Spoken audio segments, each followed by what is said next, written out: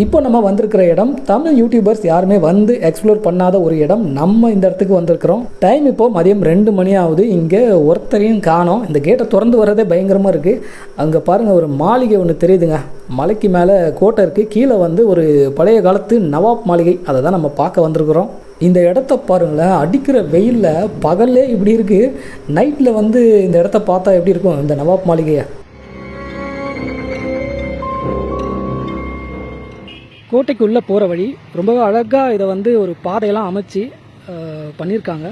காஞ்சு போனால் வறட்சியான ஒரு காலங்க நம்ம வந்திருக்கிற காலம். வந்து என்ன சொல்கிறது, இங்கே பாருங்க. ஆனால் ஹைவேக்கு பக்கத்துலேயே இந்த பஸ்ஸு போகுது பார்த்தீங்களா, திருப்பதி டு அனந்தபூர்னு நினைக்கிறேன். அந்த ஊருக்கு போகிற வழியில் தான் இந்த குர்ரம் கொண்டா அப்படின்ற ஊர் இருக்குது. இங்கே ஒரு பழமையான கோட்டை இருக்குது. நம்ம பார்க்க வந்திருக்கிற இந்த கோட்டையுடைய பெயர் குர்ரம் கொண்டா கோட்டை. பேரை கேட்கவே கொஞ்சம் வித்தியாசமாக இருக்குது. இங்கே தெலுங்கில் வந்து கொண்டா அப்படின்னா மலை, குர்ரம்னா குதிரையை சொல்லுவாங்க. குதிரை மலை அப்படின்றது தான் இதோடைய அர்த்தமாக இருக்கும். இந்த குர்ரம் கொண்டா கோட்டை எங்கே இருக்குது அப்படின்னு பார்த்தோம்னா, ஆந்திர மாநிலத்துடைய சித்தூர் மாவட்டத்தில் இருக்குது. திருப்பதியிலேருந்து ஒரு 100 கிலோமீட்டர் தூரத்துலையும், அதே மாதிரி சித்தூர்லேருந்து ஒரு 110 கிலோமீட்டர் தூரத்தில் இருக்குது. நம்ம சென்னையிலேருந்து 240 கிலோமீட்டர் தூரத்தில் இருக்குது. கோட்டை சுவரை தாண்டி நம்ம உள்ளே வந்தோன்னா ஒரு பெரிய இடம், பெரிய மைதானம் மாதிரியே இருக்குது. இங்கே மரத்துக்கு நடுவில் அப்படியே மறைஞ்சிட்டு இருக்கு அந்த பழைய காலத்து கட்டிடம். இந்த பழங்காலத்து கட்டிடத்துக்கு உள்ளே போய் பார்க்கறதுக்கு முன்னாடி இந்த கோட்டையுடைய வரலாறு என்ன அப்படின்னு தெரிஞ்சுப்போம். இங்கே இருக்கிற மலைக்கு மேலே 500 வருஷத்துக்கு முன்னாடி விஜயநகர மன்னர்களால் ஒரு சிறிய அளவிலான கோட்டை கட்டப்பட்டிருக்கு. அதுக்கப்புறம் இந்த பகுதியை கைப்பற்றிய கடப்பா நவாப்கள் இந்த கோட்டையை ரொம்ப பெரிய கோட்டையாக பலப்படுத்துகிறாங்க. இங்கே ஒரு போர்டு வச்சுருக்காங்க பாருங்கள், ரங்கீன் மஹால்.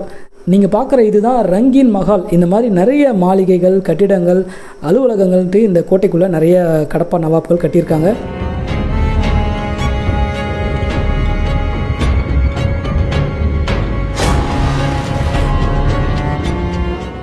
நம்ம பார்க்குற இந்த கட்டிடம் பக்காவான நவாப் காலத்து கட்டிடம். ஒரு 300 வருஷம் பழமையானது. இதோடைய கட்டுமானத்தை நம்ம பார்க்குறப்பவே நமக்கு தெரியும். நிறைய திப்பு சுல்தான் சம்மர் பேலஸ்லாம் பார்த்துருப்போம். இதே மாதிரி வடிவத்தில் தான் இருக்கும்.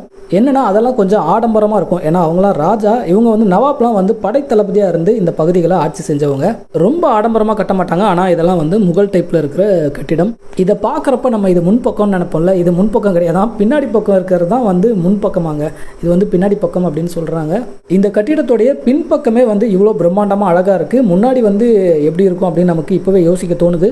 என்ன ஒரு விஷயம்னா, இவங்க காலம் முடிஞ்ச பிறகு, இந்த நவாப் காலம் முடிஞ்ச பிறகு பிரிட்டிஷ்காரங்க இந்த இடத்த கைப்பற்றுறாங்க. அவங்க வந்து நிறைய ரெனோவேட் பண்ணியிருக்காங்க. அவங்களுடைய பிரிட்டிஷ் காலத்து கட்டிடங்கள் எப்படி இருக்குமோ அந்த மாதிரி நிறையா மாற்றி கட்டியிருக்காங்க. நம்ம அந்த பக்கம் போய் பார்க்குறப்ப அது உங்களுக்கே தெரியும். ஆனால் இதோடைய ஒரிஜினல் அப்படியே மாறாமல் தான் இருக்குது. உள்பக்கம்லாம் வந்து நவாப் காலத்தில் கட்டப்பட்டது தான். இந்த ரங்கீன் மஹால் வந்து கரெக்டாக 1714 அந்த காலகட்டத்தில் கடப்பா நவாப்பாக இருந்த அப்துல் நபி கான் அப்படின்ற ஒரு நவாப்பால் இந்த ரங்கீன் மஹால் கட்டப்பட்டிருக்கு. ரங்கீன் மஹால் எப்படி இருக்குது பாருங்களேன், ஃபுல்லாக தூணாக தெரியுதுங்க. எல்லாமே வந்து தேக்கு மர தூண் தான். 8 16 மொத்தம் வந்து 32 தூண்கள் இருக்குது இந்த வெளிப்பகுதியிலேயே. மேலே வந்து பால்கனி மாதிரிங்க. அங்கேருந்து காவல் காக்கிறதுக்கும் சரி, வேடிக்கை பார்க்குறதுக்கும் சரி. இந்த தூணை கிட்ட போய் பார்ப்போம். பாருங்கள் எவ்வளோ ஒரு பட்டையாக. இதே மாதிரி தான் நிறைய நவாப் மாளிகையில் பார்த்துருக்கேன். இந்த மாதிரி தான் கட்டியிருப்பாங்க. நல்லா திடமான ஒரு மரங்க. அப்படியே ஒரு பெரிய மரம், முழு மரத்தையே வந்து கொண்டு வந்து வச்சுருக்காங்க.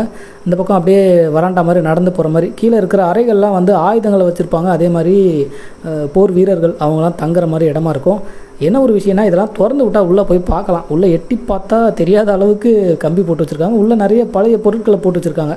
அதுக்கு அதெல்லாம் சுத்தம் பண்ணி அப்படி திறந்து விட்டோன்னா நம்ம எல்லாத்தையும் உள்ளே போய் பார்க்கலாம். ஆனால் மேலே வந்து கொஞ்சம் பார்க்க முடிஞ்சுது. இந்த தாப்பால்லாம் பாருங்கள், இது கொஞ்சம் பழைய காலத்து தாப்பால். பார்க்குறப்ப பிரிட்டிஷ் காலத்து தாப்பால் மாதிரி தெரியுது.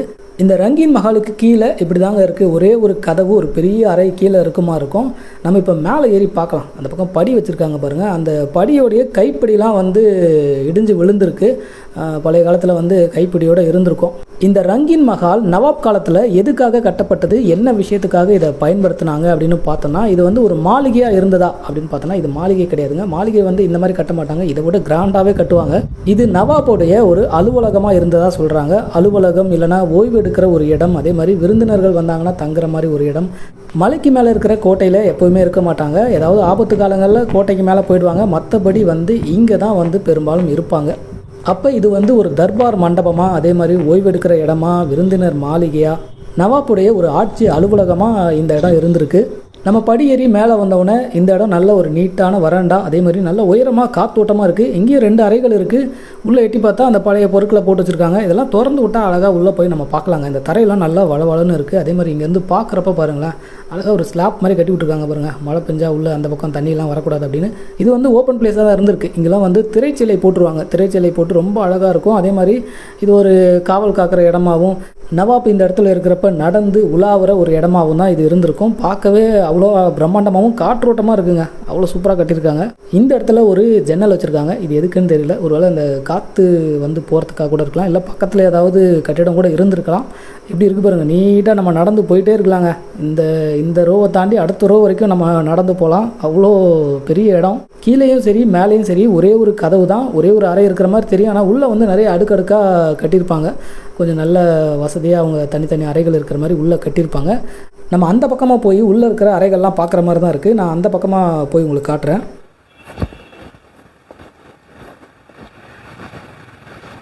யாரோ 1-2 தெரிஞ்சவங்க இந்த பக்கம் வராங்க. மற்றபடி இங்கே வர்றதுக்கெல்லாம் வாய்ப்பே கிடையாது. அது ரொம்ப ஹிடன் பிளேஸ் தான்.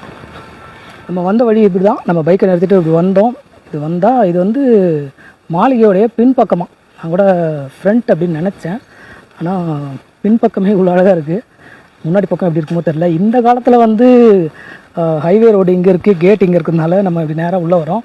அந்த காலத்தில் கோட்டையிலேருந்து இந்த அரண்மனைக்கு, அதாவது இந்த மாளிகைக்கு வந்தால் தான் உண்டு. வேறு வழியெலாம் இருக்காது. ஏன்னா பின்னாடி பக்கம் பார்த்திங்கன்னா ஒரு பெரிய மதில் சுவர் அகழி. அந்த அகழியை தாண்டி இந்த மாளிகையெல்லாம் நெருங்கவே முடியாது. அவ்வளோ பாதுகாப்பாக இருந்திருக்கும். இங்கே பாருங்களேன்,